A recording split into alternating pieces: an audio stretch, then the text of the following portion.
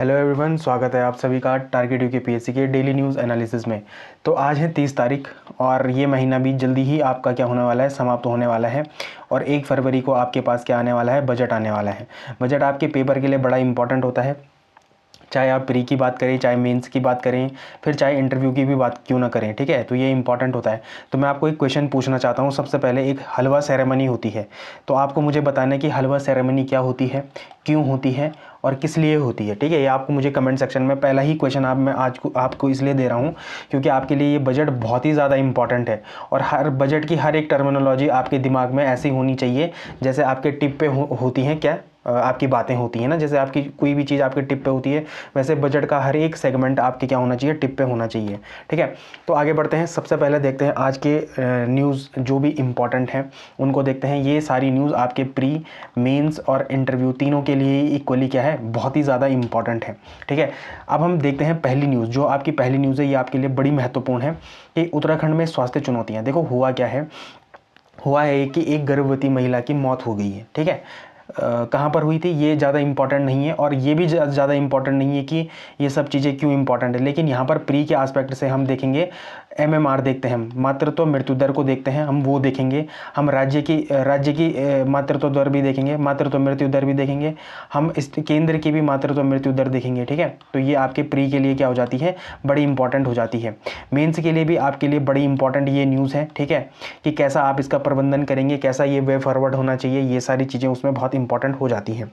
फिर जो तीसरी बात है वो इंटरव्यू के लिए है। ठीक है, इंटरव्यू के लिए भी ये बड़ा इंपॉर्टेंट न्यूज़ हो जाती है कि माना आप एक कहीं के एसडीएम हैं और आपके पास ऐसी कोई घटना आती है तो आप उसका कैसे निस्तारण करेंगे। ठीक है, ये फ्यूचर में ऐसी घटनाएं ना हो, आप इसके लिए ऐसे कौन से कदम उठाएंगे, तो ये आपके लिए बड़े इंपॉर्टेंट न्यूज़ है। ठीक, दूसरी जो बड़ी इंपॉर्टेंट न्यूज़ है वो है उत्तराखंड वन विकास निगम का जो संवाद हुआ था 2026 का। यहाँ से बहुत सारे डेटा जो आपके प्री के लिए बड़े इंपॉर्टेंट है, आपके लिए मेंस में आपको क्या देते हैं, ब्रॉड लेवल पे थिंकिंग डेवलप करते हैं आपकी। और इंटरव्यू में भी आपको क्या मिलेगा, यहाँ पर बड़ा अच्छा एक डेटा मिलेगा जो आपके इंटरव्यू में भी आप जिसको क्या कर सकते हैं, पेश कर सकते हैं। जो तीसरी न्यूज़ है वो महिला सुरक्षा से रिलेटेड है। ठीक है, और ये आपके जनसत्ता से रिलेटेड एक क्या था, आर्टिकल था। ठीक है, जो एक एडिटोरियल होता है वो है, और इसमें महिला सुरक्षा के बारे में पूर्ण तरीके से आपको प्री, मेंस और इंटरव्यू के लिए क्या मिल जाएगा, डेटा मिल जाएगा। ठीक है, ये आपके पेपर के लिए बहुत ही इंपॉर्टेंट एक न्यूज़ है। यहाँ पर हम क्या करेंगे, पोक्सो एक्ट को क्या करेंगे, पूर्ण तरीके से पढ़ लेंगे। ठीक है, और पोक्सो एक्ट आपके पेपर के लिए बड़ा इंपॉर्टेंट है, अगर आप प्री की बात करते हैं, अगर आप मेंस की बात करते हैं, या आप इंटरव्यू की बात करते हैं। ठीक है, फिर जो पांचवी न्यूज़ है वो यूजीसी है। देखो आजकल आपको पता है कि यूजीसी का जो विवाद है वो बड़ा ही क्या है, बहुत ही ज़्यादा क्या है, मतलब चर्चाओं में है। ठीक, तो आज हम इसको भी देख लेंगे। ठीक है, मेरे को बहुत सारे लोगों ने मैसेज किया कि सर हम यूजीसी वाली न्यूज़ को नहीं पढ़ेंगे क्या।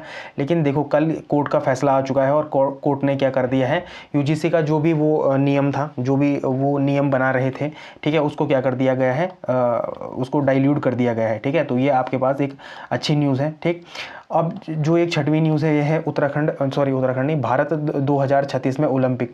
तो ये आपके लिए बहुत ही इंपॉर्टेंट न्यूज़ है। ठीक है, आपके प्री के लिए, आपके मेंस के लिए ये बड़ा इंपॉर्टेंट हो जाता है। प्री के लिए तो खैर इसमें 1-2 डेटा ही हैं जो इंपॉर्टेंट है, लेकिन आप मेंस में, ठीक है, कि अगले 50 सालों में या अगले वाले ओलंपिक में, ठीक है, या 2036 के ओलंपिक में भारत कैसे अपने पदक तालिकाओं को बढ़ाएं, तो यहाँ पर मेंस में क्वेश्चन आते हैं। ठीक है, एक बार मुझे अच्छे से याद है यूपीएससी का एक क्वेश्चन था, वहाँ पर आया हुआ था ये क्वेश्चन, तो ज़्यादा देर नहीं लगेगी इसको स्टेट पीसीएस में आने में। ठीक है, तो ये बड़ा इंपॉर्टेंट हो जाता है।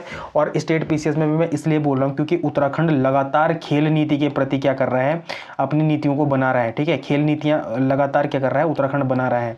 ठीक, तो ये आपके लिए बड़ा इंपॉर्टेंट हो जाता है। फिर कचरा प्रबंधन एक बहुत ही अच्छी न्यूज़ है। ठीक है, अभी तक हम क्या करते हैं, कचरे को 2 ही तरीके से बांटते हैं, गीला कचरा और सूखा कचरा। ठीक है, गीला कचरा और सूखा कचरा। लेकिन अब गवर्नमेंट ने क्या करा है, सरकार ने क्या करा है, कचरे के निस्तारण को 4 प्रकार में बांटा हुआ है। तो इसको भी हम देखेंगे। ये आज की सबसे इम्पॉर्टेंट न्यूज़ है। ठीक है, मुझे ऐसा लगता है कि आज का जो लेक्चर है उसमें उसका जो सबसे इम्पॉर्टेंट न्यूज़ है वो कचरा प्रबंधन ही है। ठीक है, फिर देखो हमारे क्या हो गए थे, संवैधानिक सारे आयोग हमारे कंप्लीट हो चुके थे। ठीक है, अब मैं वो आयोग लाऊंगा जहाँ से आपके क्वेश्चंस बनते हैं, जैसे एनजीटी है, नेशनल ग्रीन ट्रिब्यूनल है, यहाँ से आपके पास क्वेश्चन बन जाते हैं। ठीक है, इसमें कुछ अधिनियम कुछ इसमें क्या है, कुछ एक्ट हैं, वो एक्ट आपके पेपर के लिए बड़े इंपॉर्टेंट होते हैं। तो आपको ये एनजीटी तो बिल्कुल 100% देखना ही देखना है। यहाँ से आपके क्वेश्चंस बनते ही बनते हैं, चाहे वो वन अधिनियम हो, चाहे वो जल अधिनियम हो, ठीक है, चाहे वो वायु अधिनियम हो। तो यहाँ से आपके क्या बने हुए हैं, ऑलरेडी PYQ बने हुए हैं, प्रीवियस ईयर क्वेश्चन पेपर आपके यहाँ से बने हुए हैं। तो ये आपके लिए क्या हो जाता है, बड़ा इंपॉर्टेंट हो जाता है।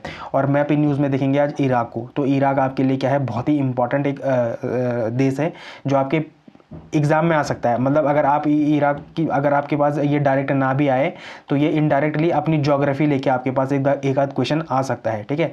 देखो जब हम मेसोपोटामिया सभ्यता की बात करते हैं तो वो इराक से ज़्यादा सीधे रिलेट करती है। टिग्रिस नदी की बात करते हैं तो वो भी कहाँ से रिलेट करती है, इराक से रिलेट करती है। तो ये बड़ा एक देश, बड़ा इंपॉर्टेंट एक देश है जो आपके पेपर के लिए क्या है, बड़ा इंपॉर्टेंट है, ठीक है।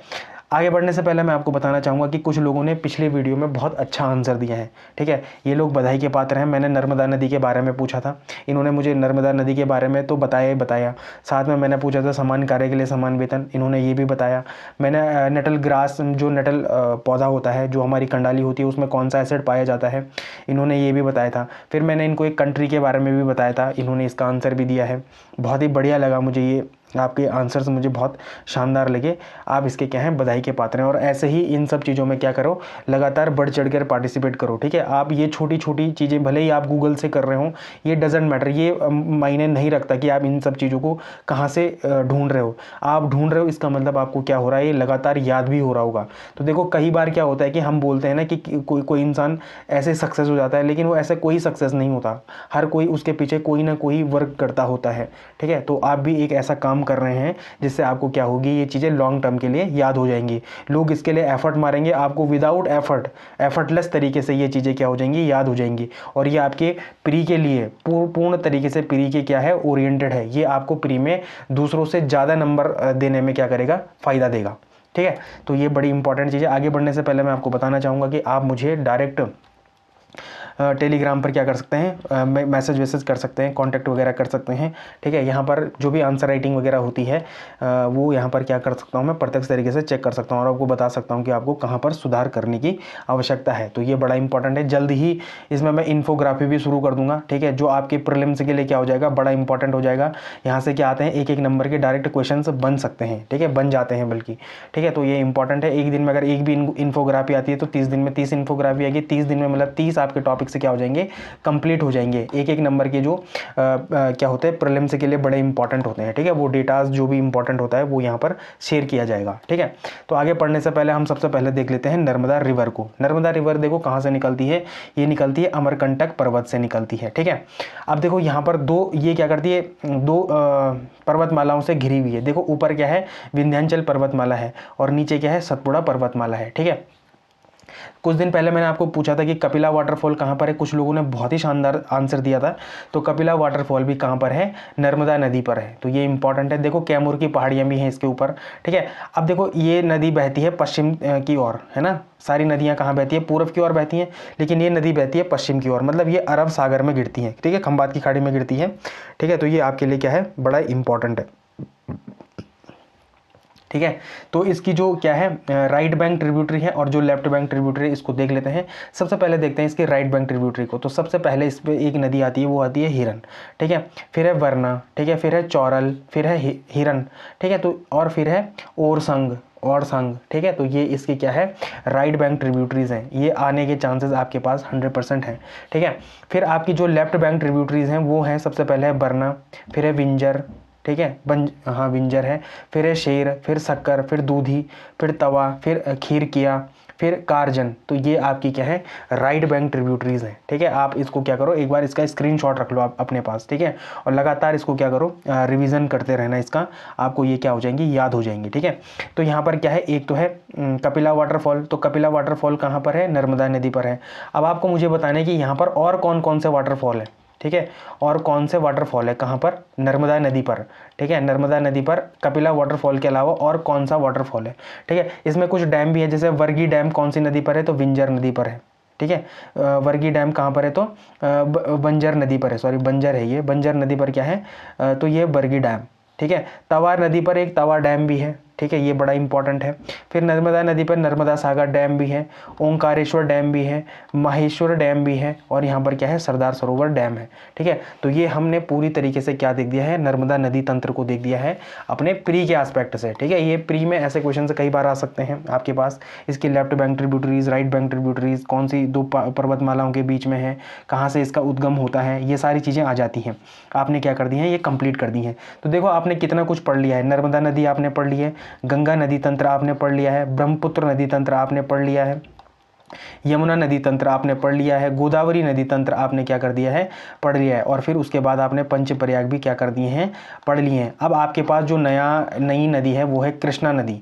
ठीक है, तो आपको मुझे बताना है कि कृष्णा नदी का उद्गम स्थल कहाँ से होता है, इसके राइट बैंक ट्रिब्यूटरीज कौन सी, इसकी लेफ्ट बैंक ट्रिब्यूटरीज कौन सी है, इस पर कौन कौन से डैम है, आज मुझे आप ये भी बता देना। ठीक है, इस पर कौन कौन से वाटरफॉल भी हैं, आप मुझे ये भी बता देना। ठीक है, इसकी लंबाई कितनी है, आप मुझे ये भी बता देना। तो आप इसका क्या कर दो, पोस्टमार्टम कर दो, पोस्टमार्टम कर दो, और आप मुझे इसके बारे में सारी डिटेल बता दो। इससे क्या होगा कि आपको कृष्णा रिवर भी क्या हो जाएगी, याद हो जाएगी। ठीक है, और बाकी आपके एक बार रिवीजन के लिए तो मैं यहाँ पर लाता ही हूँ ये सब चीज़ें। ठीक है, तो ये क्या है आपके लिए बड़ा इंपॉर्टेंट और बेहद ही महत्वपूर्ण एक नदी तंत्र है। ठीक है, अब आपको क्या करना है, कृष्णा नदी के बारे में मुझे बताना है। ठीक है, आपके लिए कुछ वन लाइनर न्यूज़ भी बड़े इंपॉर्टेंट है। ठीक है, तो जो उसमें पहला वन लाइनर न्यूज़ है वो क्या है कि भारतीय रेलवे ने विशाखापट्टनम स्टेशन पर भीड़ की निगरानी और यात्री सहायता के लिए अपना पहला AI संचालित ह्यूमनॉइड रोबोट ASC अर्जुन तैनात कर दिया है। तो ये आपको कहीं पर पूछा जा सकता है ये क्वेश्चन कि कौन सा वो रेलवे स्टेशन है जिसने उसमें भीड़ की निगरानी करने के लिए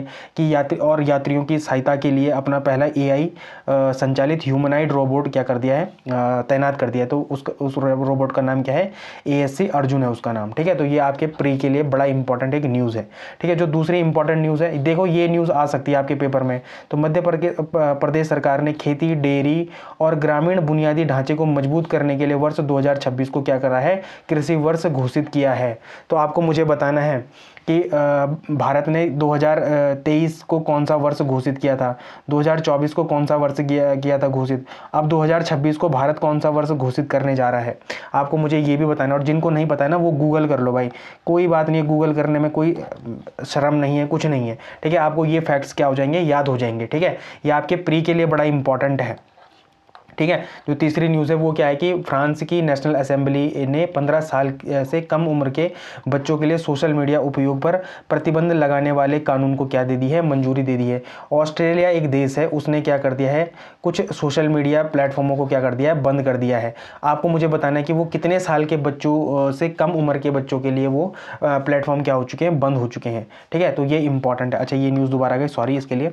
फिर जो लास्ट न्यूज़ और चौथी न्यूज़ है वन लाइनर, वो नीति आयोग ने 513 आकांक्षी ब्लॉकों में प्रमुख विकास संकेतकों को सुधारने के लिए 3 महीने का संपूर्णता अभियान 2.0 शुरू किया है।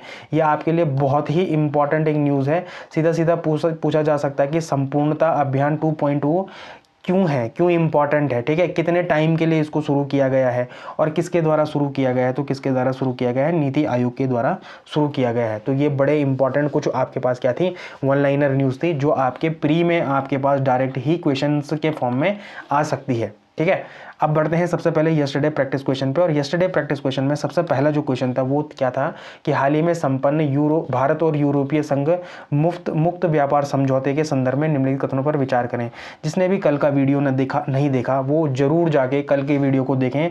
हमने भारत और यूरोपीय संघ के मुक्त व्यापार समझौते को तो पढ़ा ही है, लेकिन उत्तराखंड पे कैसे इम्पैक्ट पड़ेगा इसका हमने ये बड़े डिटेल में पढ़ा है। आपको कोई नहीं बताएगा, पूरे उत्तराखंड में मैं बता रहा हूँ, आपको ऐसा नॉलेज कोई नहीं देगा। ठीक है, जो भी आज की वीडियो देख रहा है वो कल की उतनी वीडियो तो जरूर देख लेना कि जहां पर हमने क्या बात करी है, भारत और यूरोपीय यूनियन के फ्री ट्रेड एग्रीमेंट की बात करी है। ठीक है, वो तो जरूर देख लेना। आपके पेपर में ये 100% आएगा, मेंस में भी आने के चांसेस इसके 100% है, और इंटरव्यू में आपको जरूर ये क्वेश्चन पूछा जाएगा। ठीक है, मेरी कल एक एस्पिरेंट से बात हो रही थी, अभी उन्होंने क्या करा कि दृष्टि IAS में अपना एक मॉक इंटरव्यू दिया। ठीक है, वो मुझे बता रहे थे कि उन्होंने मुझे FTA के बारे में पूछा और क्या उन्होंने उसके बारे में जब आंसर दिया तो वो यहीं से पढ़ के जा रखे थे, मतलब कल की वीडियो से पढ़ के जा रखे थे, तो उन्हें काफ़ी वहाँ पर तारीफ़ें सुनने को मिली अपने बारे में, ठीक है। तो वो कल बता रहे थे इस बारे में मुझे, ठीक। तो जो अपना क्या है पहला क्वेश्चन है वो क्या है कि यूरोपीय संघ, यूरोपीय यूनियन भारत का 22वां मुफ्त व्यापार समझौता भागीदार है। तो ये बिल्कुल सही है। और आपको मैंने कल भी पूछा था कि लास्ट 5 सालों में भारत ने कितने देशों के साथ FTA साइन करा है। अगर आपने कल का वीडियो नहीं देखा है तो वहाँ के कमेंट सेक्शन में देख लेना, किसी ने उसका आंसर दिया होगा। लेकिन अगर आपको यहाँ पर भी देना है तो आप दे सकते हो, इसके बारे में भी मुझे बता सकते हो, ठीक है। और जरा ना कमेंट करने में आप वो मत करो, क्या संकोच मत करो, खूब कमेंट्स करो, ठीक है। जो भी क्वेश्चन पूछ रहा हूँ उसके खूब कमेंट्स करो, आपको ही याद होगा उन सब चीज़ों से, मेरे को कोई फ़ायदा नहीं होने वाला उन सब चीज़ों से, ठीक है। तो ये इंपॉर्टेंट है। तो पहला ऑप्शन क्या है इसका सही है, ठीक है। दूसरा है कि समझौते के लागू होने के साथ ही भारत के 90% से अधिक उत्पाद जैसे परिधान हो गया, रसायन हो गया, को यूरोपीय संघ में जीरो शुल्क मतलब जीरो ड्यूटी प्रवेश मिलेगा। तो ये भी बिल्कुल क्या है, सही है, ठीक है। फिर जो तीसरा ऑप्शन है वो है कि इस समझौते में केवल वस्तुओं का व्यापार शामिल है और सेवा क्षेत्र और रक्षा सहयोग को इससे पूरी तरीके से बाहर रखा गया है।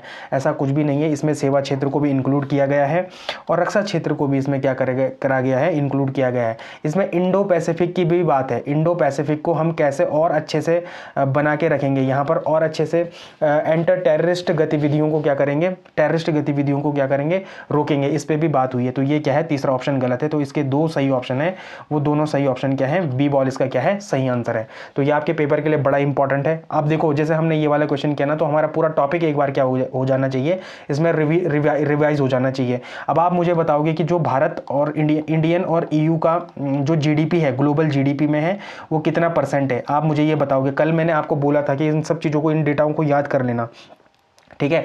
तो ये बड़ा इंपॉर्टेंट आपके लिए एक फैक्ट है कि बताओ आप मुझे कि इंडिया और यूरोपीय यूनियन का ग्लोबल GDP में कितना % क्या है, क्षेत्र है, ठीक है। कितना % क्या है ग्लोबल GDP में क्षेत्र है, ठीक है।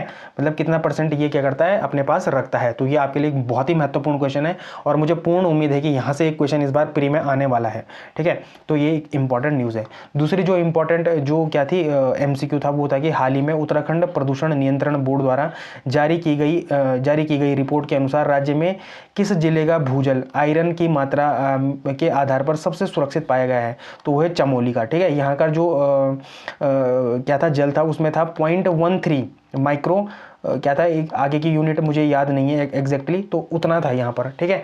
तो वो एक बड़ा इंपॉर्टेंट था कि यहाँ पर क्या है, चमोली के जो गोचर में था, हाँ एग्जैक्टली गोचर का जो पानी था वहाँ पर क्या नहीं है, आयरन की मात्रा क्या है, सुरक्षित है, ठीक है। तो ये आपके लिए बड़ा इंपॉर्टेंट है। अब आप मुझे बताओ कि ऐसा कौन सा जिला था जहाँ का पानी सबसे ज़्यादा पॉल्यूटेंट है, मतलब वहाँ के पानी में आयरन की मात्रा सबसे ज़्यादा देखने को मिली है, ठीक है। तो वो कौन सा जिला है, तो वो मुझे आप बता सकते हैं, ठीक है। जो तीसरा जो MCQ है वो सबसे इंपॉर्टेंट MCQ, इसका आंसर क्या है, इसका आंसर C है, ठीक है। उसके बाद जो तीसरा MCQ है वो है कि उत्तराखंड सरकार द्वारा हाल ही में राष्ट्रीय तकनीकी वस्त्र मिशन, देखो इसके बारे में भी हमने बहुत ही डिटेल में पढ़ा था और ये भी बड़ा इंपॉर्टेंट है आपके प्री के लिए, तो इंपॉर्टेंट है ही है, उसके साथ साथ आपके मेंस के लिए भी ये क्या है, बहुत ही ज़्यादा एक इंपॉर्टेंट न्यूज़ है, ठीक है। ये आपके पेपर में कभी भी आ सकती है। आप चाहे GS पेपर 3 में इसका इनडायरेक्ट एक एग्जाम्पल देना चाहें वहाँ पर दे सकते हैं, ठीक है। या GS पेपर 6 में आप इसको क्या कर सकते हैं, GS पेपर 6 में जब हम क्या करेंगे, उत्तराखंड इकोनॉमी की बात करेंगे, तो वहाँ पर भी ये क्या कर सकता है, क्या आ सकता है, प्रत्यक्ष रूप में एक क्वेश्चन बन के आ सकता है आपके पास। तो ये बड़ा इंपॉर्टेंट है। तो इसका सही आंसर क्या है, बिच्छू घास और औद्योगिक भांग, इंडस्ट्रियल हेम्प के बारे में यहाँ पर हमने कल बहुत ही डिटेल में पढ़ा था कि इसके उपयोग क्या हैं, ये कैसे हमारे क्या बोलते हैं, ये कैसे हमारे राज्य की GDP में अच्छा योगदान दे सकता है, बढ़ा सकता है, वहाँ पर व्यापार को और अच्छा कर सकता है, ठीक है। तो ये बड़ी एक इंपॉर्टेंट न्यूज़ है आपके लिए थी, मतलब, ठीक है। और इसका क्वेश्चन का आंसर क्या है, C है, ठीक। उसके बाद हम देखते हैं आगे देखते हैं, 1 मिनट, हाँ ये क्या हो गया, हाँ।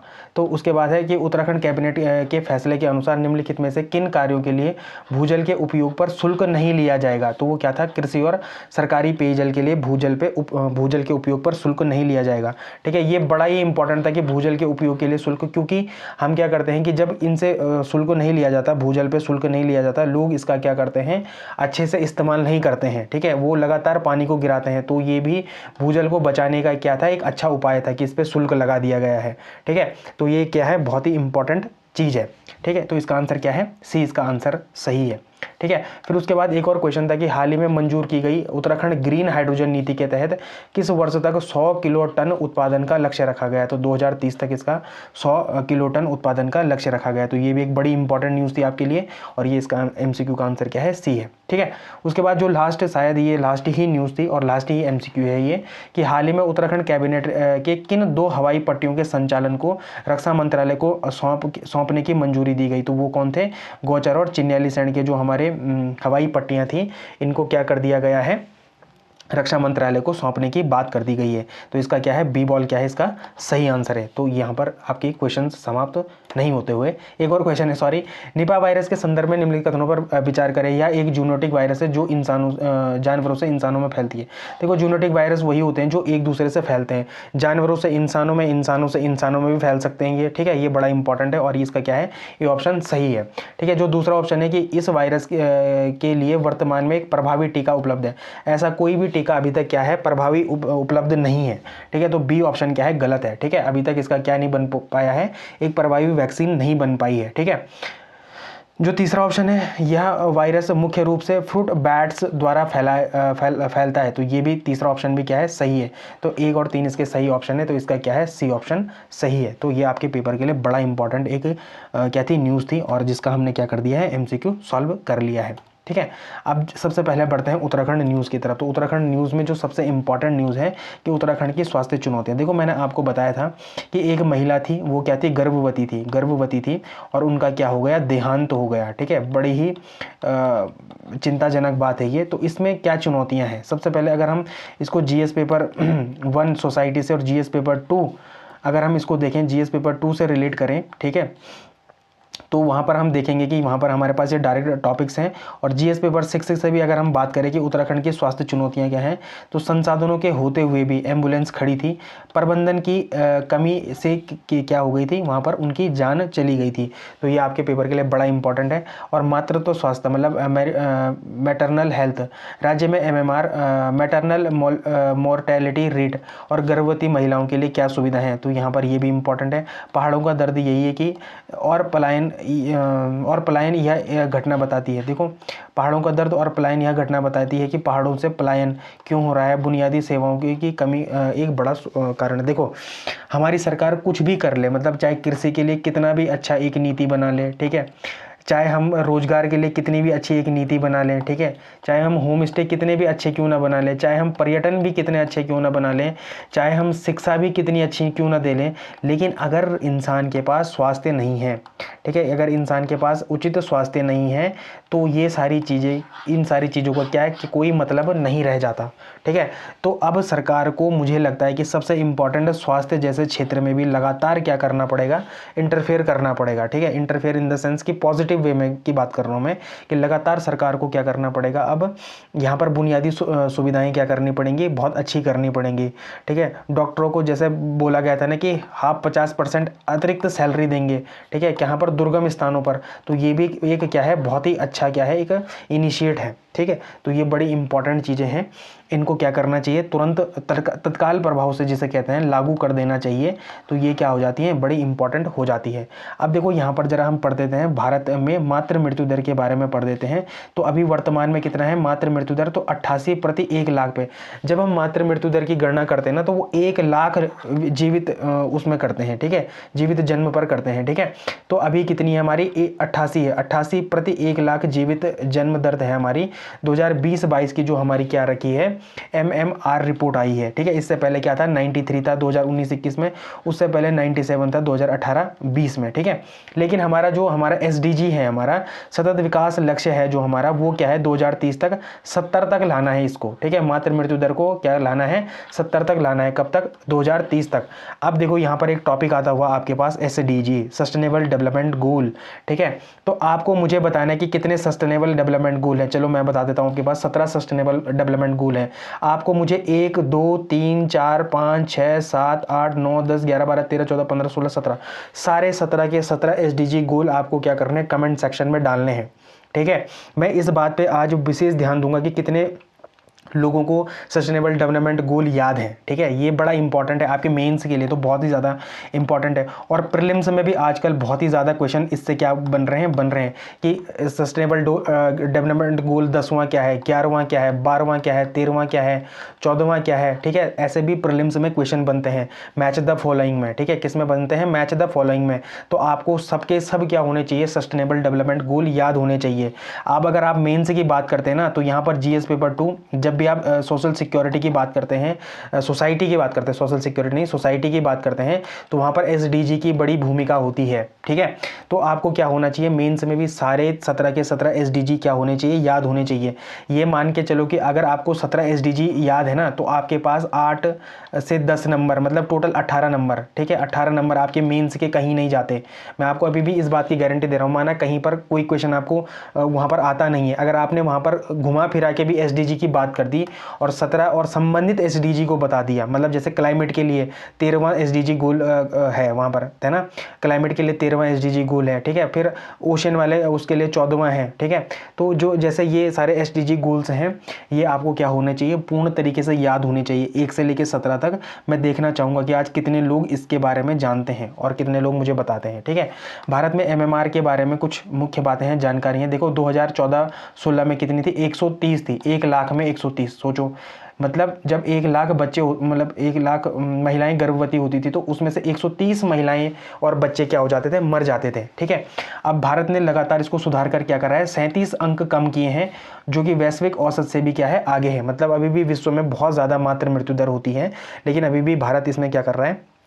बहुत अच्छा काम कर रहा है। क्षेत्रीय समानताएं भी है, जहां कुछ राज्यों में 70 से कम दरें हासिल की हैं, वहीं असम हो गया, उत्तर प्रदेश हो गया, मध्य प्रदेश हो गया, इन राज्यों में उच्च दरें बनी हुई हैं। अभी भी यहाँ पर क्या बनी हुई है? मातृ मृत्यु दर हाई है, ठीक है। मतलब बोलने का मतलब ये कुछ कारण ये कि जैसे प्रसव संबंधी रक्तस्राव, मतलब जब प्रसव काल होता है, तो उस टाइम पे जो रक्तस्राव हो जाता है वो एक्सेसिव अमाउंट में हो जाता है। ड्यूरिंग द क्या बोलते हैं, जब ड्यूरिंग द डिलीवरी टाइम पे क्या हो जाता है कि जो ब्लड है उसका ज़्यादा वो क्या हो जाता है? वेस्ट हो जाता है, तो वहाँ से भी मृत्यु हो सकती है, मतलब उसका भी एक कारण है, ठीक है। संक्रमण और उच्च रक्तचाप भी क्या है? मातृ मृत्यु दर का प्रमुख कारणों में से एक है। तो आपको ये 3-4 कारण जो है ना, ये याद भी होने चाहिए, ठीक है, कि मातृ मृत्यु दर के मेन कारण क्या है? तो क्या है? प्रसव संबंधी रक्तस्राव, संक्रमण हो गया, या उच्च रक्तचाप संबंधी विकार क्या करते हैं?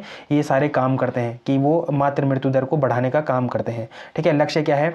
तो भारत और संयुक्त राष्ट्र के सतत विकास लक्ष्य 3.1 के लक्ष्य को पूरा करने की दिशा में अग्रसर है, जिसके तहत वैश्विक मातृ मृत्यु दर को 2030 तक प्रति 1 लाख जीवित जन्मों पर 70 से कम करना है। तो ये बड़ा इंपॉर्टेंट आपके पास क्या है? एक प्रीलिम्स का फैक्ट है, ठीक है। ये क्वेश्चंस आपके पास कभी भी आ सकते हैं प्रीलिम्स में, ठीक है। और मेंस में तो ये ऐसा समझो कि ये एक ऐसा टॉपिक है कि जहां से आप डायरेक्ट और इनडायरेक्ट अपने आंसर को कहीं से भी फ्रेम कर सकते हैं, ठीक है। अब जरा अगर आप उत्तराखंड में मातृ मृत्यु दर की बात करें, तो इसमें भी उल्लेखनीय सुधार हुआ है। 2020-22 में यह घटकर प्रति लाख जीवित जन्मों पर 104 से क्या हो चुका है? 91 हो चुका है। तो ये बड़ा इंपॉर्टेंट है कि 2021-23 में कितना था? 104 मातृ और शिशु की मृत्यु हो जाती थी, ठीक है, प्रसव के दौरान, ठीक है। लेकिन अब क्या है? 91 हो चुका है। तो ये इंपॉर्टेंट है। यहाँ पर हमने कितना इंप्रूव किया है? तो 13 अंकों का इंप्रूव किया और 12.5% की गिरावट को ये क्या करती है? दर्शाती है। जब भी आपके पास स्टेटमेंट वाला क्वेश्चन आएगा ना, वहाँ पर देख लेना ये डेटा क्या है? बड़े इंपॉर्टेंट है आपके पास। 91, 12.5% की कमी, गिरावट की कमी। तो यहाँ पर आपके पास जब भी स्टेटमेंट वाइज वाले क्वेश्चन आते हैं, तो आपको ये डेटा को क्या करना है? ध्यान में रखना है, ठीक है। तो ये इंपॉर्टेंट है। फिर उत्तराखंड में एमएमआर की जो मुख्य तथ्य हैं वो क्या है कि हालिया रुझान क्या बताता है कि एमएमआर पहले कितना होता था? सोचो, 2007 और 9 में 359 महिलाओं और बच्चों की मौत हो जाती थी प्रसव के दौरान, ठीक है। अब ये घटकर कितना हो चुका है? 91 हो चुका है। तो ये एक ड्रास्टिकली क्या है? गिरावट है, एक दीर्घकालिक गिरावट का संकेत भी देता है। ये बड़ा इंपॉर्टेंट है आपके मेंस और प्रीलिम्स दोनों के लिए ये डेटा क्या है? बड़ा इंपॉर्टेंट है। तो हमने देख लिया कि केंद्र में कैसा है मातृ मृत्यु दर, राज्य में कैसा है मातृ मृत्यु दर, और अब थोड़ा सा इसको ना इथिक्स के पर्सपेक्टिव से भी जोड़ के देखते हैं, इथिक्स और गवर्नेंस के पर्सपेक्टिव से भी जोड़ के देख लेते हैं। नियम बनाम जीवन। तो वहाँ पर क्या हुआ था कि दुकानदार था एक, उनका नाम क्या था? शीशपाल। उन्होंने बोला कि मैं एम्बुलेंस चलाता हूँ, ठीक है, मतलब उन्होंने चलाने की पेशकश करी, लेकिन नियमों का हवाला देकर उन्हें क्या कर दिया गया? मना कर दिया गया। तो ये भी क्या है? एक इथिकल डायलेमा है, ठीक है। जब भी आप इथिक्स पढ़ेंगे ना, फिर आपको इन सब चीज़ों की कॉन्सेप्चुअल क्लियरिटी होगी, ठीक है। अभी तो ऐसा सुन लो, ऐसा मतलब ऐसे ही सुन लो कि ठीक है, वहाँ पर ऐसे भी रूल होते हैं कि कई बार आपको ऐसा दुकानदार कोई मिल जाएगा कि जो बोलेगा कि चलो मैं ही एम्बुलेंस चला देता हूँ, लेकिन जो वहाँ पर ड्राइवर उपलब्ध ना हो, पर तब भी वो क्या नहीं कर सकता, एम्बुलेंस नहीं चला सकता। तो ये भी एक कारण है, ठीक है, ये इंपॉर्टेंट है। एक प्रशासक के रूप में आप क्या करते, क्या नियम तोड़कर जान बचाना सही होता या नहीं होता, तो ये क्या है, कुछ एथिक्स के कुछ क्वेश्चंस होते हैं, ठीक है। फिर एडमिनिस्ट्रेटिव अपैथी, ठीक है, प्रशासनिक उदासीनता, तो एम्बुलेंस का स्टीयरिंग खराब होना और चालक का छुट्टी पर होना, यह सिस्टम की क्या दिखाता है, लापरवाही को दर्शाता है। फिर अकाउंटेबिलिटी, अस्पताल प्रशासन ने भी हाथ खड़े कर दिए। लोक सेवा में जवाबदेही सुनिश्चित करना क्यों जरूरी है, इस घटना से आप समझ सकते हैं या आपके समझ में आ सकता है कि क्या अकाउंटेबिलिटी एक ऐसा फैक्टर है किसके द्वारा, पब्लिक सर्विसेज के द्वारा, ठीक है, जो उनको क्या करनी पड़ेगी, लेनी पड़ेगी, ठीक है, क्योंकि ये सारी चीज़ें बड़ी इंपॉर्टेंट हो जाती हैं, ठीक। अब आपके जैसे जैसे मैं बहुत बता ही रहा था कि जैसे आपको इंटरव्यू में सिंपल से क्वेश्चन पूछे जा सकते हैं कि मान लीजिए आप देवप्रयाग के एसडीएम है और ये घटना जो है वो देवप्रयाग की ही है, ठीक है। आप क्या हैं, देवप्रयाग के एसडीएम हैं और आपके क्षेत्र में ऐसी घटनाएं होती हैं, तो आपकी तत्काल प्रतिक्रिया क्या होगी और भविष्य में इसे रोकने के लिए आप कैसे कदम उठाएंगे, तो आपके वहाँ पर विचार। और मैं चाहता हूँ कि ज़रा आप मुझे ये विचार देना, जो भी लोग क्या करते हैं एक्टिवली यहाँ पर आंसर करते हैं, ज़रा मैं चाहता हूँ कि आज आप मुझे इसके बारे में भी बताना कि अगर आप वहाँ के देवप्रयाग के एसडीएम होते और आपके क्षेत्र में ऐसी घटना होती, तो आप वहाँ पर तत्काल प्रतिक्रिया क्या देते, ठीक है, और भविष्य में ऐसे ना हो, कोई ऐसे प्रेग्नेंट वुमेन की डेथ ना हो, उसके लिए आप कैसे कदम उठाएंगे, ठीक है। तो ये ज़रा मुझे बताना आप कि आप इसको और कैसे इनोवेट, आप मैं भी देखना चाहता हूँ कि आपके अंदर कैसे विचार हैं, क्या आप एक प्रशासक बनने के लायक हैं या नहीं है, ठीक है। बोलने वाली बात अलग होती है, लेकिन जैसे ही रियलिस्टिक एक प्रॉब्लम आपके सामने आती है, तो मैं जानना चाहूँगा कि आप कैसे आंसर यहाँ पर कैसे रिस्पॉन्ड करते हैं, ठीक है। फिर 108 सेवाओं को और बेहतर कैसे बनाया जा सकता है, तो ये साक्षात्कार में आपसे पूछा जा सकता है, ठीक है। ये आपके लिए एमसीक्यू है, आप इसका क्या कर सकते हैं, कमेंट सेक्शन में आंसर कर सकते हैं, ठीक है। जो दूसरी इंपॉर्टेंट न्यूज़ है, उत्तराखंड वन विकास निगम संवाद 2026, तो यहाँ पर बात करी गई है कि जो लकड़ी आधारित उद्योग है ना, उनके लिए क्या बनाने जा रही है सरकार, तो नई नीति बनाने जा रही है, ठीक है। तो ये इंपॉर्टेंट है, इससे क्या होगा कि उत्तराखंड का एक बड़ा हिस्सा क्या है, वन क्षेत्र है, ठीक है। यह नीति राज्य में औद्योगिक विकास और रोजगार सृजन के लिए महत्वपूर्ण होगी। यह पर्वतीय क्षेत्र से पलायन रोकने के उपायों में भी की जा सकती है। तो मतलब वहाँ पर भी आप इसको क्या कर सकते हैं, कोड कर सकते हैं कि अब क्या हो रही है, लकड़ी आधारित उद्योगों के लिए भी नई नीति बन रही है। तो ये नीति किस हिसाब से किसानों को क्या करेगी, आर्थिक लाभ देगी, वो इंपॉर्टेंट हो जाता है। फिर एक प्रीलिम्स का फैक्ट है कि 628 करोड़ का हर्बल मिशन शुरू करने जा रही है, ठीक है। तो इसमें क्या है कि वन निगम को जोड़कर बैकयार्ड और फॉरवर्ड लिंकेज तैयार किया जाएगा। देखो बैकयार्ड लिंकेज किसे कहते हैं, ये दोनों शब्द बड़े इंपॉर्टेंट है आपके मेंस के लिए। बैकयार्ड लिंकेज क्या होते हैं, बैकयार्ड लिंकेज होते हैं कि किसानों वन पंचायतों से जुड़ी जड़ी बूटियां उगाना और एकत्रित करना, ठीक है। तो ये इंपॉर्टेंट है। फिर फॉरवर्ड लिंकेजेस क्या होते हैं, तो वो हो गया जैसे उन्हें बाजार तक पहुंचाना और उनको क्या करना, बेचना। तो ये सारे ही चीज़ें क्या है, इंपॉर्टेंट है, ठीक है। फिर एग्जाम पॉइंट ऑफ व्यू से कि role of one panchayat in development, जैसे भी ऐसा क्वेश्चन आते हैं तो आप यहाँ पर मुझे बता सकते हैं कि जैसे मुझे क्या बता सकते हैं, आप अपने एग्जामिनर को बता सकते हैं कि कैसे ये लोग नीति बना के क्या कर रहे हैं, ऐसे उद्योगों को सफल बनाने की कोशिश कर रहे हैं। तो ये सारी चीज़ें क्या हो जाती हैं, इंपॉर्टेंट हो जाती हैं। फिर वन विकास निगम का आधुनिकीकरण करना, तो इनको क्या कर रहे हैं, लगातार इनको क्या कर रहे हैं, इलेक्ट्रॉनिक डिस्प्ले लगाकर ये जानकारी दी जाएंगी, जिसमें क्या सबसे पहले जब मैंने आपको बहुत पहले भी बताया, जैसे ही सब चीज़ें डिजिटल होती है ना, इलेक्ट्रॉनिक माध्यम से इनको डिस्प्ले किया जाता है, तो सबसे पहले उसमें क्या आती है, ट्रांसपेरेंसी आती है, ठीक है। अगर किसी भी माध्यम को आप डिजिटली कहीं पर शो कर रहे हैं तो उसमें सबसे पहले क्या आएगी, ट्रांसपेरेंसी आएगी। तो यहाँ पर भी ये देखने को मिलता है कि यहाँ पर सबसे पहले क्या आएगी, ट्रांसपेरेंसी दिखने को मिलेगी। फिर ई गवर्नेंस की अगर आप बात करें या प्रशासन में पारदर्शिता का अगर उदाहरण देने के लिए आप इसको इस्तेमाल करें तो यहाँ पर सिंपल तरीके से कर सकते हैं। तो ये सारी चीज़ें क्या है, इंपॉर्टेंट है, ये इतना इंपॉर्टेंट नहीं है, इसको हम क्या कर सकते हैं, स्किप कर सकते हैं, ठीक है। और फिर अवैध खनन और सख्त कार्रवाई के लिए भी यहाँ पर कुछ बातें की गई थी कि जैसे कोसी नदी में और यहाँ पर क्या हुआ है कि अवैध खनन की बात करी गई थी, ठीक है। तो ये इंपॉर्टेंट है। फिर थोड़ा सा स्टेट मिलेट मिशन की भी इसमें बात की गई है कि पहाड़ी खेती और मोटे अनाज पर सरकार का बहुत जोर है, ठीक है। बजट क्या है कि राज्य ने 134 करोड़ की स्टेट मिलेट पॉलिसी चल रही है यहाँ पर। जैसे कौन से फसलें हैं, जैसे मंडवा हो गया, झंगोरा हो गया, रामदाना हो गया, कोणी हो गया, चीना हो गया, तो ये सारे क्या हैं, ये मिलेट मिशन के अंतर्गत फसलें उगाई जा रही हैं। इसमें डेटा खरीद डेटा क्या है, तो 5000 मीट्रिक टन था, लेकिन कितना प्राप्त हो गया हमें, तो 5386 मीट्रिक टन यहाँ पर क्या हो गया, प्राप्त हो गया। अब देखो यहाँ पर ना आप इसको कल के सीधे सीधे इंडिया और यूरोपीय यूनियन ट्रेड जो FTA है वहाँ से रिलेट कर सकते हैं। मैंने आपको बताया था ना कि वहाँ पर ग्लूटेन फ्री फूड का कल्चर है, कहाँ पर, यूरोप में, ठीक है।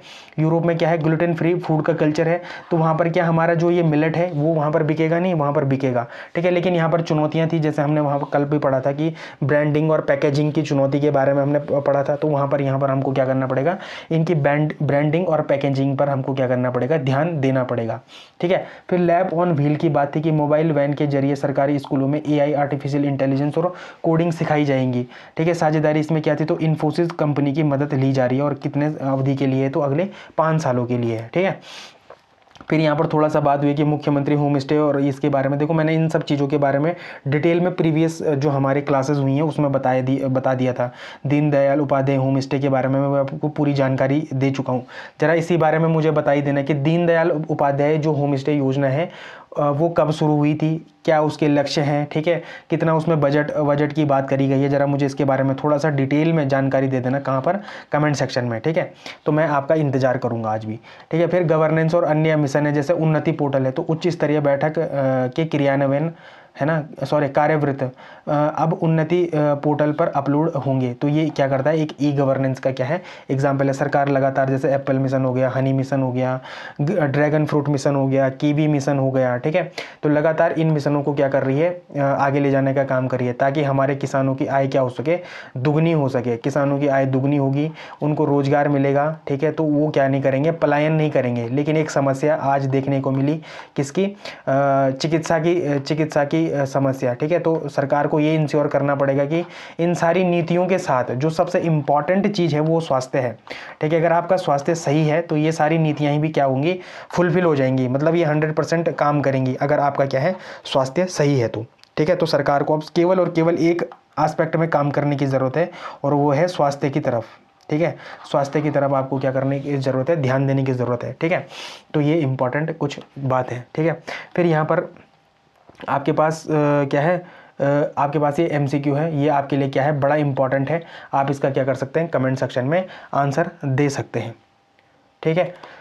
महिला सुरक्षा, जो अगली न्यूज़ है हमारे पास वो है महिला सुरक्षा, ठीक है। तो यहाँ पर एक बात कही गई है NCRB के द्वारा, तो जो हमारा राष्ट्रीय अपराध रिकॉर्ड ब्यूरो है ना, देखो ये जनसत्ता का आर्टिकल है। सबसे पहले तो मैं आपको ये बता देता हूँ कि जनसत्ता का आर्टिकल है, बहुत इंपॉर्टेंट आर्टिकल है, ठीक है। ये आपके मेंस और प्री के लिए बड़ा इंपॉर्टेंट है, ठीक है।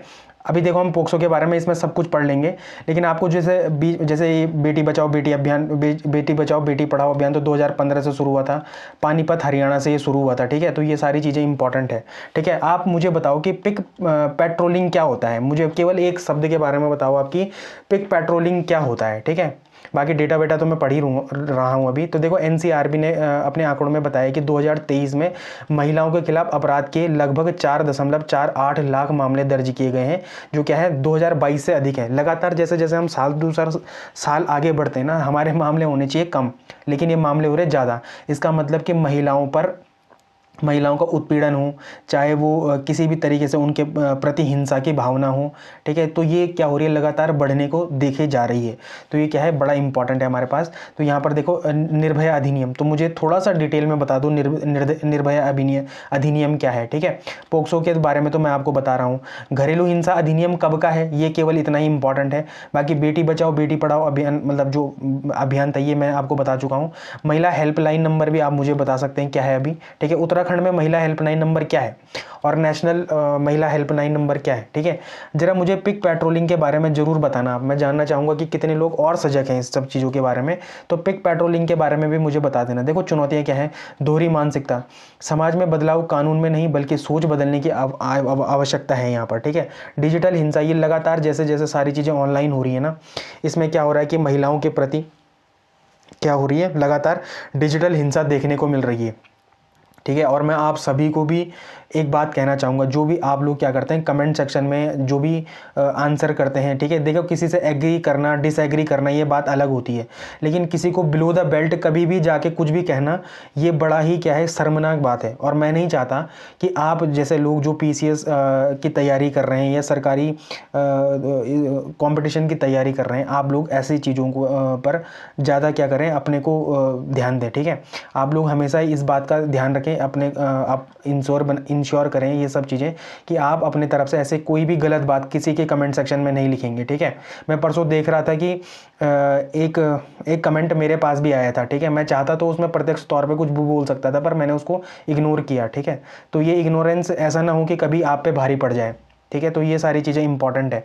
इस मतलब अपनी मर्यादा से बाहर कभी भी किसी को कुछ भी बोलने की ज़रूरत नहीं है, ठीक है। इस बात का बिल्कुल ध्यान रखें, ठीक है। फिर क्रियान्वयन की बात है, इम्प्लीमेंटेशन की बात है, तो केवल कानून बनाना काफ़ी नहीं है, यह उनका सही अनुपालन करना और प्रशासनिक प्रतिबद्धता जरूरी है यहाँ पर, तो ठीक है। तो ये चुनौतियाँ हैं आपके पास, तो ये क्या है बड़ी इंपॉर्टेंट है। फिर आगे की राय या वे फॉरवर्ड में आप क्या बता सकते हैं, तो लड़कों की परवरिश के बारे में आप बता सकते हैं कि सिर्फ लड़कियों को नहीं बल्कि लड़कों को भी सही संस्कार देने की ज़रूरत है, ताकि वो महिलाओं को क्या करें, सम्मान करें, ठीक है।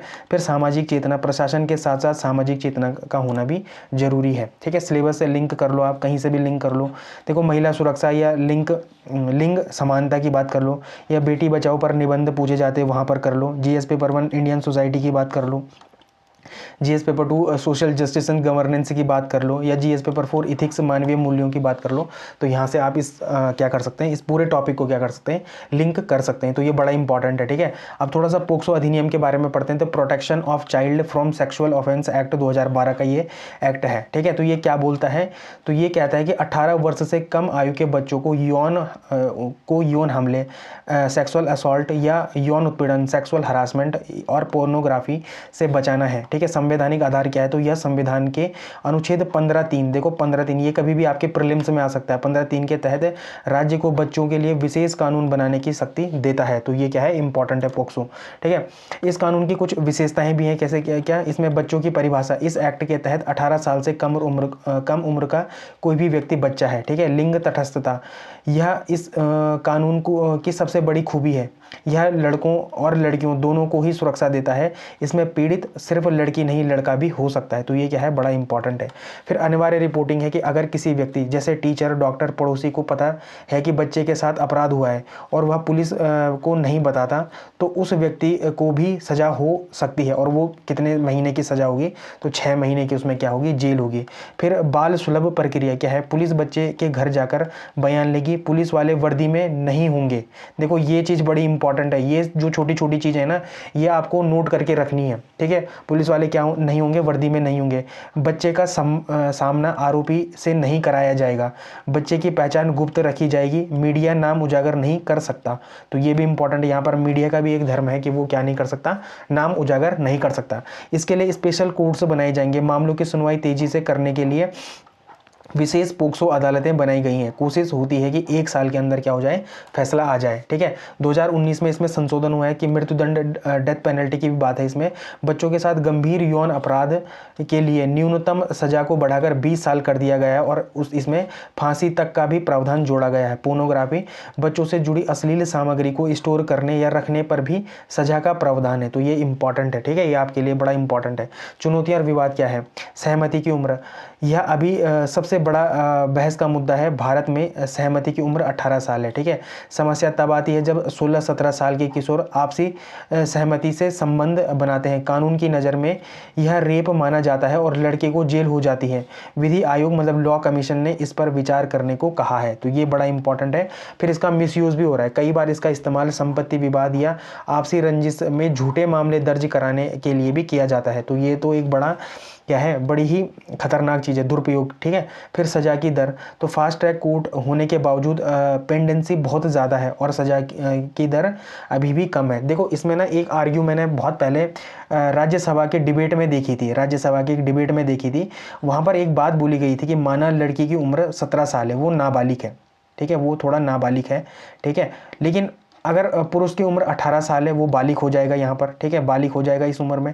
लेकिन दोनों का मेच्योरिटी लेवल कहीं ना कहीं अभी भी क्या है, इतना अच्छा नहीं है, ठीक है, क्योंकि उनमें क्या है, उम्र 1 साल या 2 साल में मेच्योरिटी लेवल ऐसा थोड़ी है कि बहुत ही ड्रास्टिकली चेंज हो जाती है, ऐसा तो कुछ भी नहीं है। लगभग उनकी मेच्योरिटी क्या होती है, लगभग बराबर होती है।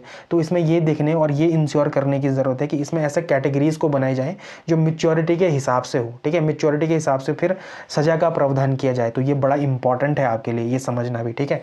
और जो भी लोग राज्यसभा की डिबेट नहीं देखते ना, वो बहुत अच्छी डिबेटें होती हैं, ठीक है, उनको देखा करो आप। ये आज तक और ये सारी डिबेटों को आप स्किप कर सकते हैं, लेकिन राज्यसभा की जो डिबेट होती है, और राज्यसभा का शायद संसद टीवी हो गया उसका नाम, ठीक है, हाँ संसद टीवी हो चुका है, तो वहाँ की डिबेट्स जरूर देखा करें, ठीक है। तो ये इंपॉर्टेंट है। इसमें कुछ कीवर्ड्स हैं जैसे जीरो टॉलरेंस पॉलिसी, बच्चों के प्रति अपराधों पर शून्य सहिष्णुता की बात है, ठीक है। फिर ये भी है, ठीक है, ये यहाँ पर सबूतों का बर्डन और आरोपी पर हो जाता है, हाँ ये भी इंपॉर्टेंट है। प्रीजम्पशन ऑफ गिल्ट, ठीक है, तो ये इंपॉर्टेंट है, प्रीजम्पशन ऑफ गिल्ट, इसमें सबूत का भार आरोपी पर हो जाता है, यानी आरोपी को साबित करना होता है कि वह क्या है, निर्दोष है। सामान्य कानून में पुलिस को साबित करना होता है कि वह दोषी है। तो ये बड़ा इंपॉर्टेंट है, ठीक है, तो ये इंपॉर्टेंट है, ठीक। तो ये हो गया आपका पोक्सो अधिनियम भी हो गया। इससे रिलेटेड ये एमसीक्यू है, आपको क्या करना है, इसके बारे में मुझे कमेंट सेक्शन में आंसर देना है। अब देखो यूजीसी जो ये क्या है, बड़ा ही हॉट पोटैटो है, मतलब लगातार चर्चाओं में है ये न्यूज़ है, ठीक है। तो इससे रिलेटेड क्या बता, जो कल निष्कर्ष आया है उसमें क्या बताया गया है कि आर्टिकल 142 के तहत बोला गया है कि असाधारण शक्तियों का प्रयोग करते हुए 2012 के नियमों को दोबारा से क्या किया जाए, लागू किया जाए, ठीक है। थोड़ा 142 आर्टिकल के बारे में आपको पढ़ना चाहिए। ये क्या बताता है 142 आर्टिकल, कंप्लीट जस्टिस के सिद्धांत पर काम करता है, मतलब पूर्ण न्याय के सिद्धांत पर काम करता है, ठीक है। फिर जुडिशियल रिव्यू की भी यहाँ पर थोड़ा सा बात की गई है, ठीक है, तो ये इंपॉर्टेंट है। फिर शासन और संस्थाएं, तो ये क्या है, जो यूजीसी है ये क्या है, स्टैचुरी बॉडी है, ठीक है। तो यहाँ पर क्या है, यूजीसी समता विनिमय 2026 वर्सेस 2012 विवाद का मुख्य कारण यूजीसी शिक्षण संस्थाओं में समानता को बढ़ावा नियमन 2026 था। मतलब इसमें कुल मिला के ये बात हुई थी कि जैसे एससी एसटीज और ओबीसीज है ना, तो इनकी कोई रैगिंग करता है माना, ठीक है, तो उसको जल्द से जल्द सजा की बात करी गई थी, ठीक है। अब यहाँ पर क्या एससी वाला रैगिंग नहीं कर सकता, क्या एसटी वाला रैगिंग नहीं कर सकता, क्या ओबीसी वाला रैगिंग नहीं कर सकता, ठीक है, कोई भी किसी की भी रैगिंग कर सकता है। तो मामला कुछ ऐसा था, ठीक है। और यहाँ पर केवल और केवल सामान्य जाति को इससे बाहर रखा गया था। क्या सामान्य जाति के लोगों के साथ रैगिंग नहीं की जा सकती, की जा सकती है। तो इस वजह से ये बहुत बड़ा विवाद था, जो अब क्या कर दिया गया है, वापस सरकार ने उसको डाइल्यूट कर दिया, जो भी नियम बन रहे थे, ठीक है। तो थोड़ा सा आपको इसके बारे में एक ओवरव्यू लेने की ज़रूरत है। ये इंटरव्यू में पूछे जाने वाले क्वेश्चंस हैं, ऐसे प्रीलिम्स में जैसे आर्टिकल 142 के बारे में आ सकता है आपके पास, लेकिन एज सच इतना कुछ ये आपने क्या नहीं है, अभी के लिए तो नहीं है, क्योंकि अभी इसमें फर्दर और डेवलपमेंट होंगी। तो जब और डेवलपमेंट होंगी तो फिर हम इसको क्या करेंगे, और अच्छे से डिस्कस करेंगे, ठीक है। तो ये इंपॉर्टेंट है। फिर भारत 2036 ओलंपिक, तो ये बड़ा इंपॉर्टेंट है। तो ऐसे बोला जा रहा है कि जो 2036 का ओलंपिक है वो कौन सा शहर इसका दावेदार हो रहा है, तो अहमदाबाद हो रहा है, ठीक है। फोकस वाले खेल कौन से, जिस पर भारत क्या कर रहा है, ध्यान दे रहा है, जिससे क्या होगा, पदक तालिकाओं में एक उछाल देखने को मिलेगा। जैसे स्विमिंग है, रोइंग है, साइकिलिंग है, यहाँ पर क्या मिल जाते हैं, अधिक पदक मिल सकते हैं, ठीक है। यहाँ पर क्या बोला गया कि खिलाड़ियों की प्रतिभा पहचानने के लिए किसका यूज़ किया जाएगा, तो एआई आर्टिफिशियल इंटेलिजेंस का यूज़ किया जाएगा।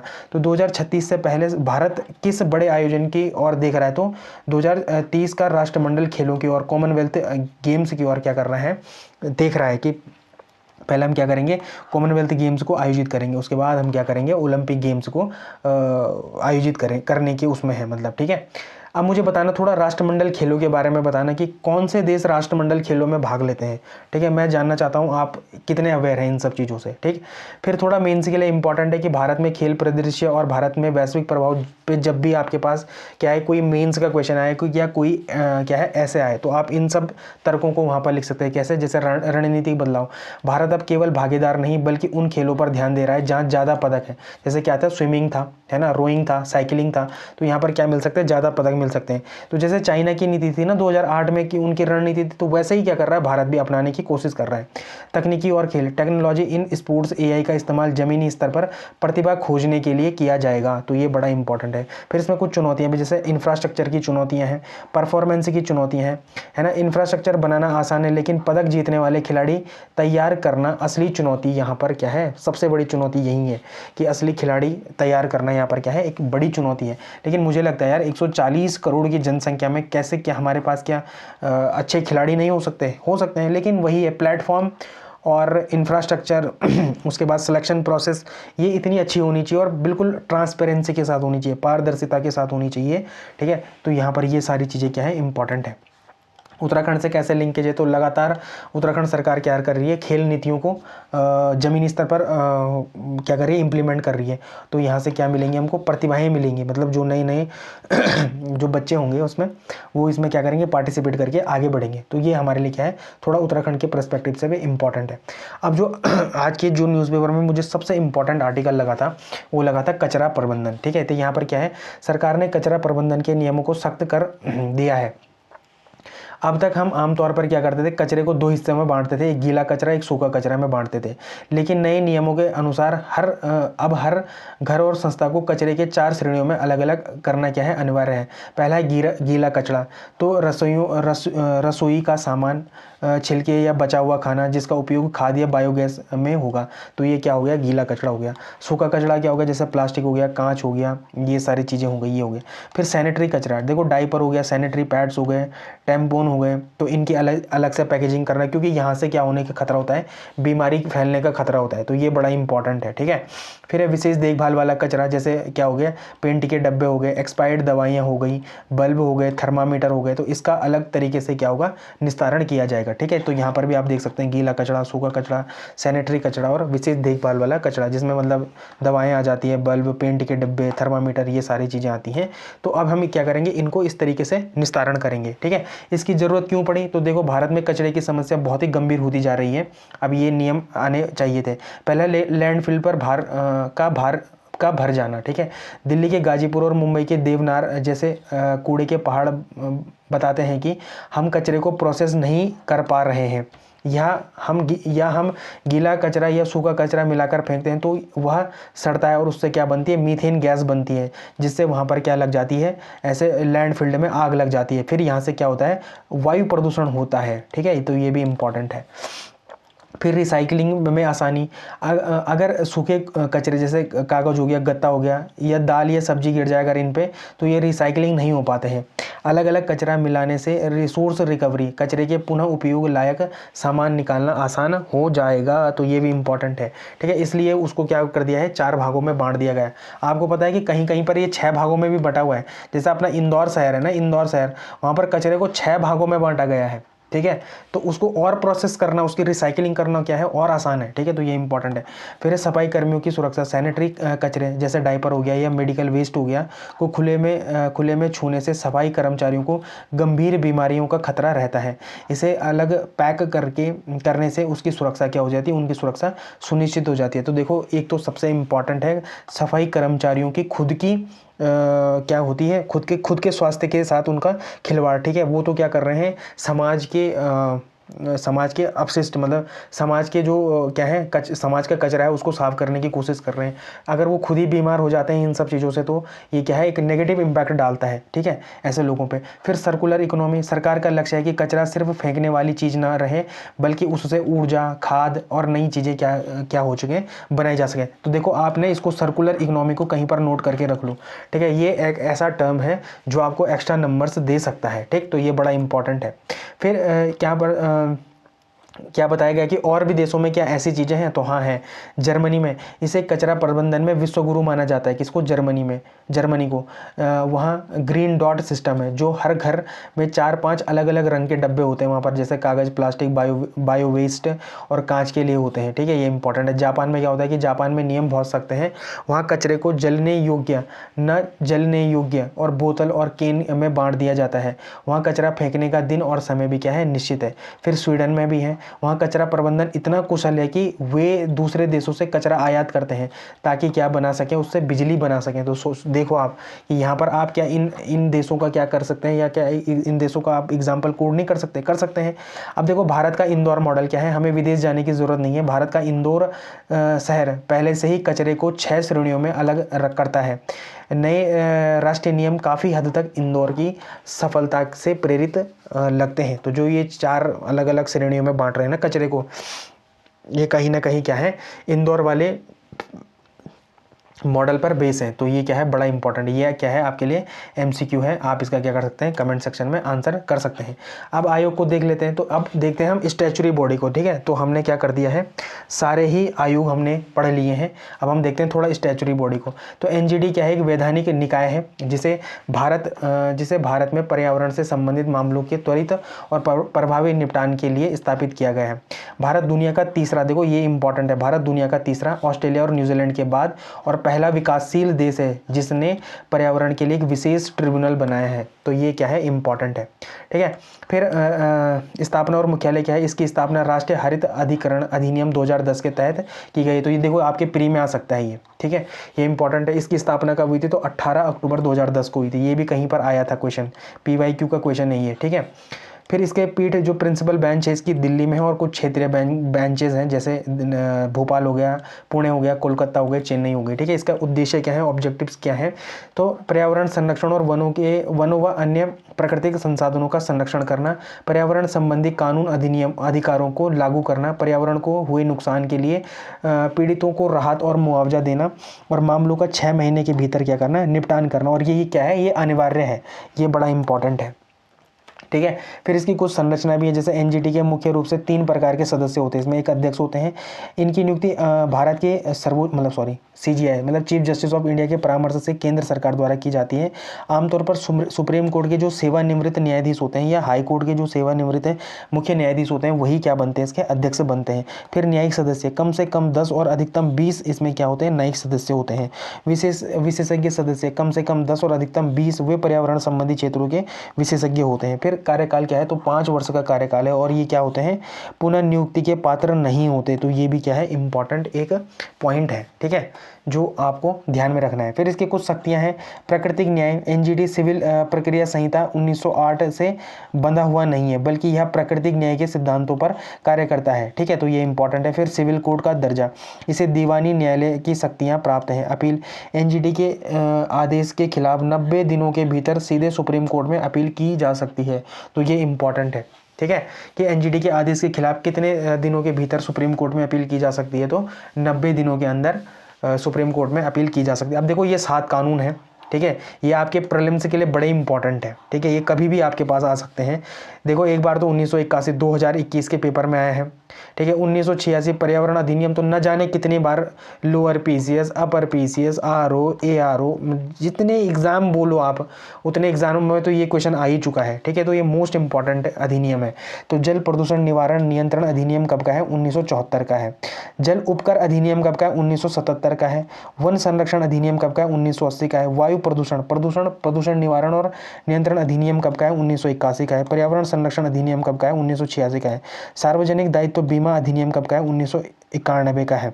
ठीक है, ये आता है पेपर में। ठीक है, ये इंपॉर्टेंट है। फिर जैव विविधता अधिनियम कब का है, तो 2002 का है। तो ये सारे ही नियम क्या हैं, बड़े इंपॉर्टेंट है आपके प्रीलिम्स के लिए, तो इंपॉर्टेंट है। और मेंस में भी आप इनका हवाला देके क्या बना सकते हैं, स्टेटमेंट बना सकते हैं। ठीक है, इनके मतलब इनको बेस बना के आप क्या कर सकते हैं, अपने स्टेटमेंट फ्रेम कर सकते हैं। ठीक है, इसकी कुछ सीमाएं भी हैं।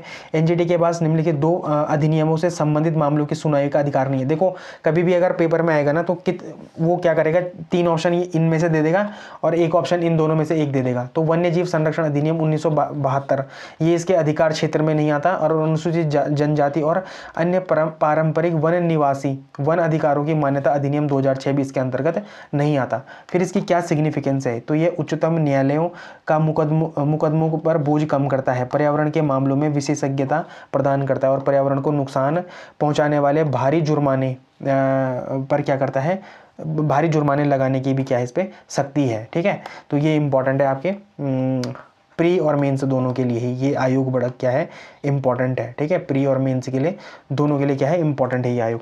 फिर मैपी न्यूज़ में देखते हैं इराक को। तो इराक क्यों खबरों में है भाई, तो अमेरिका सेना की वापसी है यहाँ पर। जनवरी 2026 की ताज़ा रिपोर्ट के अनुसार अमेरिका ने अपने प्रमुख एन अल असद, ठीक है, एयरबेस से सेना पूरी तरह से हटा ली है।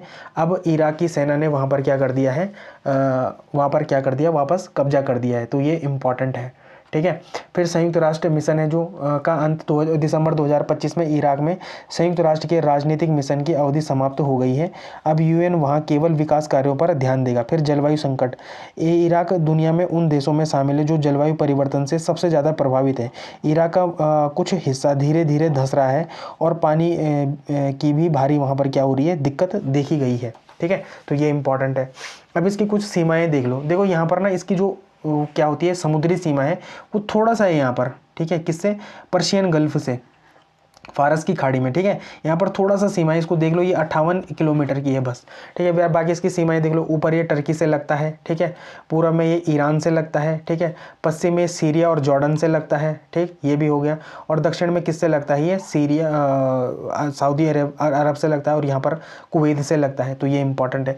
फिर इसमें ना दो नदियाँ बड़ी इंपॉर्टेंट है, एक ये टिग्रिस नदी, दजला नदी कहते हैं इसको हिंदी में, ठीक है, टिग्रिस नदी, और दूसरा फरात नदी, यूफ्रेटस, तो ये दूसरी नदी ये है यूफ्रेटस। और इन दोनों के जो बीच का क्षेत्र है ना, ये बड़ा उपजाऊ माना जाता है यहाँ पर।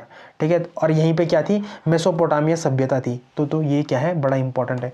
देखो ऊर्जा सुरक्षा, तो भारत और इसके बीच में क्या है, इराक भारत के लिए कच्चे तेल का दूसरा सबसे बड़ा आपूर्तिकर्ता है। भारत की अर्थव्यवस्था इराक के तेल पर काफ़ी निर्भर है। तो ये इंपॉर्टेंट है। ऐतिहासिक संबंध क्या है, जैसे हमारी सिंधु घाटी सभ्यता है और वहाँ की क्या है, मेसोपोटामिया सभ्यता है, तो वो ये क्या है, लगभग एक टाइम की है। ठीक है, तो कनेक्टिविटी क्या है, भारत इराक के जरिए मध्य एशिया तक पहुँचने के रास्ते तलाशता है। फारस की खाड़ी की स्थिरता भारत के समुद्री व्यापार के लिए भी क्या है, जरूरी है। तो ये इंपॉर्टेंट है। फिर प्रवासी भारतीय, इराक में बड़ी संख्या में भारतीय कुशल और अकुशल श्रमिक काम करते हैं, जो भारत में क्या करते हैं, विदेशी मुद्रा या रेमिटेंस भेजते हैं। तो ये क्या है, इंपॉर्टेंट है। फिर इनकी तो थोड़ा राजधानी देख लो। देखो ये राजधानी क्या है इनकी, बगदाद इसकी राजधानी है। सर्वोच्च चोटी क्या है, चीखादार, तो चीखादार यहाँ पर है। ठीक है, तो ये इसकी क्या है, सबसे बड़ी नदी है। ठीक है, और यहाँ पर देखो, यहाँ पर क्या है, जागरोस माउंटेन है। ठीक है, इसको याद रखना, जागरोस माउंटेन है यहाँ पर। ठीक, तो ये इंपॉर्टेंट है। फिर तेल भंडार, इराक के पास दुनिया का 5वां सबसे बड़ा तेल प्रमाणित भंडार है। तो पहला किसके पास है, जरा मुझे कमेंट सेक्शन में आंसर देना। और मैं हिंट दे देता हूँ कि अमेरिका ने हाल ही में वहाँ पर क्या करा, अटैक करा। फिर खाड़ी युद्ध 1990-91 में कुवैत पर आक्रमण के बाद, और 2023 में अमेरिका आक्रमण के बाद, तो यहाँ पर क्या हुआ, खाड़ी युद्ध हुआ है। ठीक है, तो आई होप आपको आज का लेक्चर पसंद आया होगा। अगर आपको आज का लेक्चर पसंद आया है तो लाइक शेयर सब्सक्राइब कमेंट जरूर करें। धन्यवाद।